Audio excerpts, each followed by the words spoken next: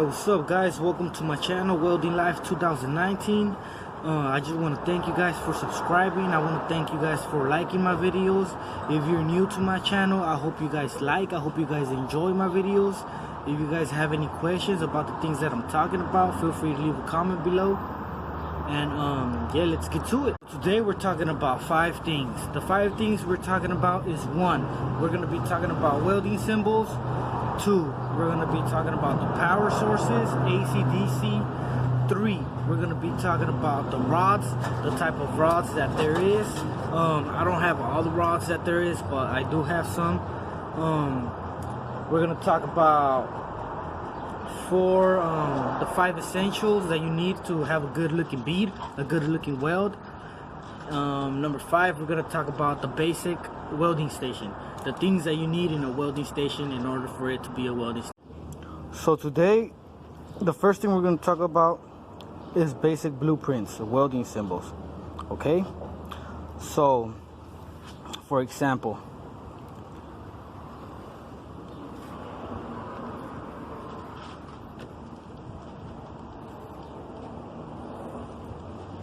let's say this is a T-joint.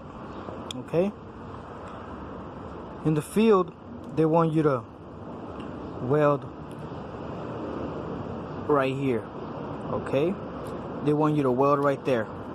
So usually there's gonna be a arrow pointing to where they want you to weld. That arrow is called the arrow side.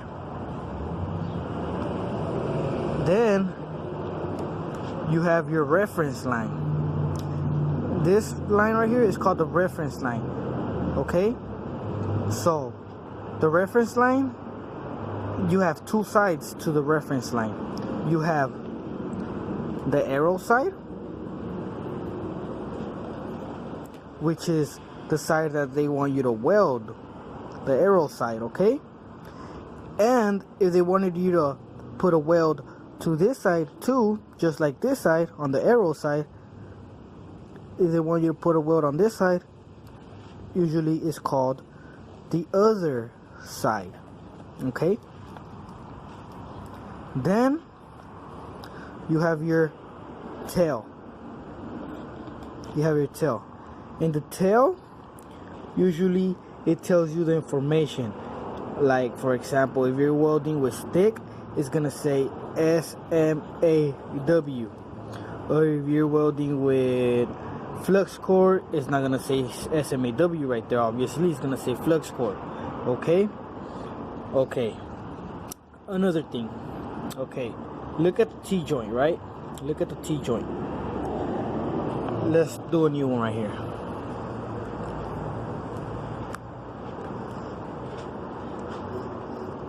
Okay. This is the arrow side, right?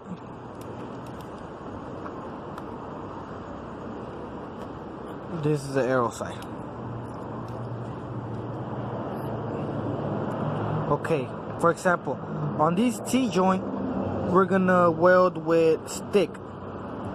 So it's gonna say SMAW. Okay? So if they want me to weld only on this side, a fillet weld, if they want me to weld only on that side, on this side, it's only gonna be like that. Okay? On the arrow side, remember, and this inside, this is the arrow side. This is the other side, which is the other side. Get it? Other side. They're gonna have you weld on the other side. So if they want you to weld on the other side, it's gonna be like this. Okay? So when it's like this, that means weld on both sides. But if the other side, there's nothing, and you only have the reference line and there's nothing over here, that means that there shouldn't be no weld right here. There shouldn't be no weld. If it's right here inside of the reference line, this is the arrow side, that means that where the arrow's pointing, there should be a weld. Okay, that's a basic blueprint. Let's get on to the next topic. Here I have a quick example of direct current electropositive, reverse polarity. Your electrode is connected to the positive terminal, but your power always comes through the negative terminal. So if the power always comes through the negative terminal, it's reverse polarity because your electrode is connected to the positive, electropositive.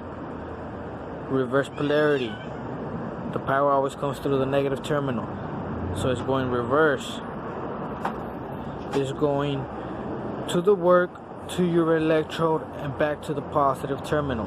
Direct current electropositive. Okay, here I have DCEN, direct current electronegative. That means that your electrode is connected to the negative terminal. But remember, the power always comes out through the negative terminal. So, since your electrode is connected to the negative terminal, it's straight polarity because it's running straight through to the electrode, to the work, and back to the positive terminal. Remember that. DCEN is straight polarity because your electrode is connected to the negative terminal, so it's running straight. It's straight polarity. Okay guys, here I have some rods, 6013s, 6010s, 6011s.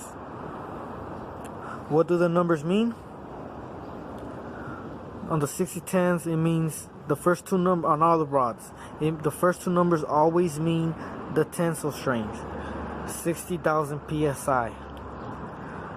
The third number on the rods, as you can see, 7024, 6010s. The first two numbers right here is 60,000. The first two numbers right here is 70,000. Remember the tensile strength. As you can see, the third numbers, they're both different, 1 and 2. The number 1 means that you could weld in all positions. That means you could weld on the flat, on the horizontal, on the vertical, and on the overhead. Right here is a 2. Number 2, it means that you could only weld on the flat position and horizontal. The number 4 is the flux composition, the chemicals that it has, the ingredients or whatever you want to call it, okay? Composition of the flux. All rods, all electrodes are 14 inches long. Well, most of them. They're 14 inches long. Okay. The 6010s is cellulose sodium, direct current electropositive. The 6011s is AC, or it could run on DC too, direct current electropositive. 7014s, you can run it both AC or DC. 7018, as you can see, has a little star on the side because that's the one that we all use in the field, that all the welders use in the field. That's a low hydrogen rod running on DCEP. Okay. Topic number 5 that we're going to talk about: the electrode diameter,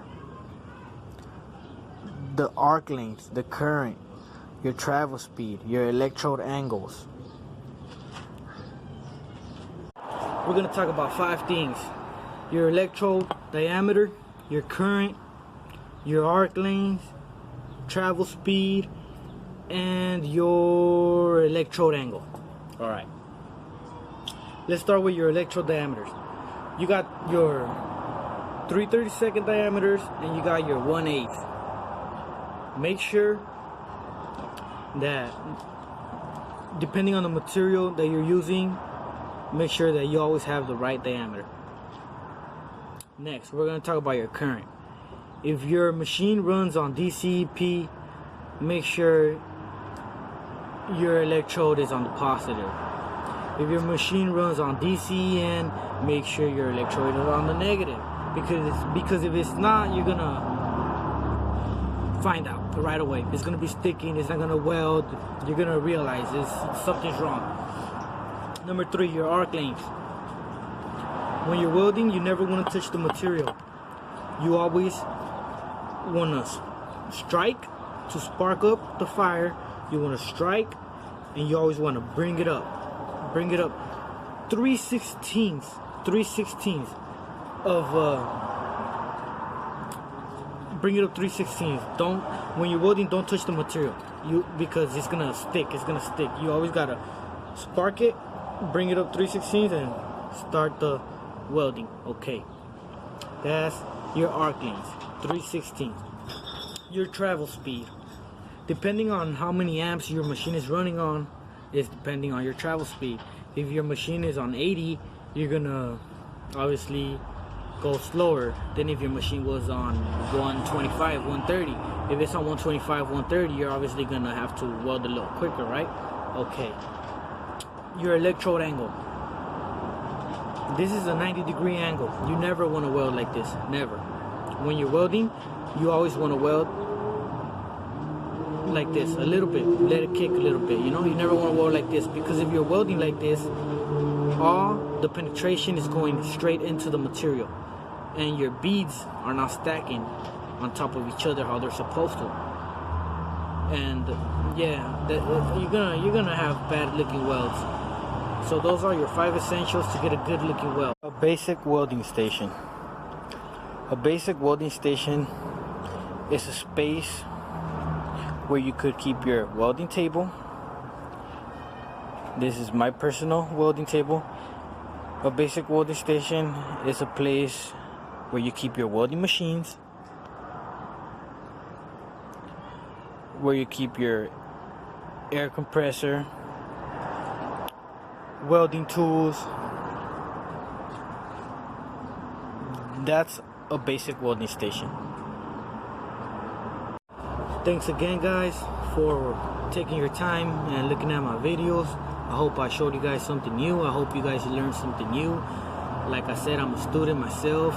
When I'm in school, I take the time to write the notes. I take the time to read some books. I have the modern welding book. I take the time, I read it.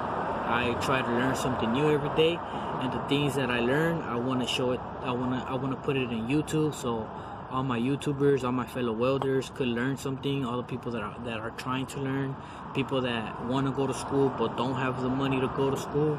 Maybe YouTube teaches you everything nowadays, you know. And hopefully, if you guys learn something new, you guys like my video. Hopefully, you guys subscribe to my channel. If you guys have some questions, feel free to comment below. Don't forget to press the bell in case I have any new videos and you guys are loving my channel. I hope you guys are. Thanks again for watching, and until next time.